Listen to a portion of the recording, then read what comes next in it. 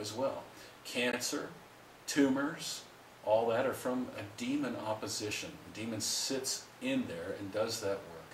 It's not a separate entity. It's your own cells going crazy and working a mutated form and reproducing quickly in your body. Now, I know that's hard for you to believe, but once you've cast those demons out and watch people scream as the demon rips out of their brain, out of their head, and they scream and writhe around, and then they look at you in total freedom from that torment and say, is there a hole in my head? Is there a hole in my head? Because there feels like there's a hole in my head because of what's gone. That oppression will destroy you. The cancer is not from God. It's from the devil. Think about that. I know that it's hard to take, but it's certainly not from God, and God doesn't want you to have anything that's from the devil. Chapter 10 in verse Acts told us that all sickness is oppression from the devil. Jesus went around preaching the gospel and healing all those who were oppressed by the devil. Not one that he healed wasn't oppressed. Isn't that what it says? All means all, doesn't it? Let that cement in your mind. Because you've got to get past thinking that, well, just some things happen. Some people get this and some people get that, and that's just part of life. Well, it is part of life, but it's part of this battle of life and part of the principalities and powers which you must fight. You want to go out on top. You don't want to go out, you don't want to have been taken out by the devil. And if you enter into casting out demons, believe me, you're going to have opposition, because until you do the works of God, you are no threat to the devil. And once you become a threat to the devil, you get to put your money where your mouth is. You'll have plenty of opportunity to cast the devil out of your own body, out of your own mind, and out of your own life, and your own family's life, and your own children's life. They are with us, okay? God says He has prepared a table before us in the presence of our enemies. So they're watching, and they want to see what you do. Now, if you go into sin, they have every right to come and to torment you. If you have unforgiveness, they have a right to torment you. All right? Now, God cannot go against His word. If He's said that the demon shall come and torment you, then that's what will happen. So we want to get unforgiveness out. Hopefully you watch the first video, webinar, whatever you want to call it, on YouTube or Facebook, wherever you happen to be watching this, to see how to get that unforgiveness out, because that unforgiveness will cause all kinds of physical problems. I know it doesn't seem like it would, but it does. It does, and certainly our lives are a testimony of God's Word and the truth. So, let us continue.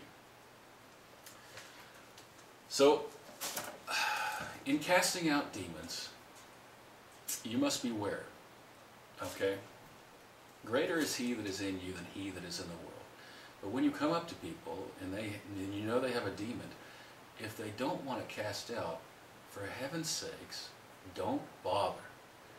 You can't cast them out, all right? It's not going to work, and, well, it will work. You'll cast them out, but what will happen is that 7 worse than the other one will come back with the other one, and the first state of the man will be worse than the second state of the man, the last state of the man. And you don't want to do that, all right? Some people like their demons. I know it's crazy. Some people like being sick. They want to complain about it. They want to feel sorry for themselves about it. They want to be justified in their churches because they're so sick. They're a suffering saint for God. But that is a lie from hell.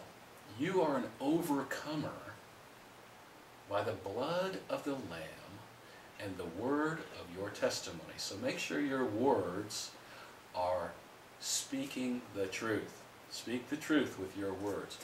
Say, I am healed because of Jesus Christ's stripes, because of His blood. He has borne my sickness.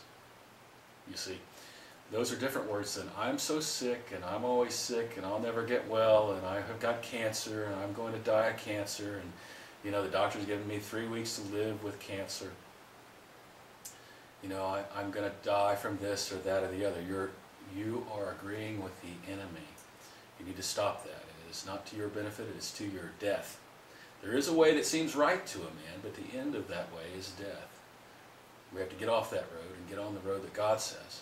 Now that road is a painful road to get on once you've been eased into the old man thinking that you're just suffering, that you're a suffering saint from God, because those are lies from the devil that are in our mind and have to be, we have to renew our mind by the washing of the Word and what God tells us to do and who God says that we are. So also I wanted to address, I left this out there, I believe, but I wanted to address that you cannot send a devil to hell, all right, to the pit.